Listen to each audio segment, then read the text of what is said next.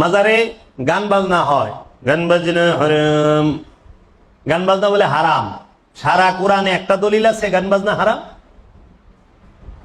আল্লাহর জমিনের উপরে আসমানের নিচে কেউ দেখাই পারবো কোরআনের মধ্যে আছে গান বাজনা হারাম? এটা সম্পূর্ণ মিথ্যাচার, মিথ্যা কথা। একটি ফেরকার এই ওয়াহাবী মতবাদের মোল্লাদের এইটি মিথ্যাচার।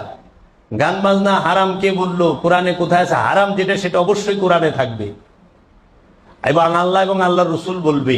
তারা সূরা লুকমানের 6 নম্বর আয়াত দেখায় কি, ওয়ামাইয়াশতারি লাহওয়াল হাদিস, তাহারা বাজে কথা ক্রয় করে।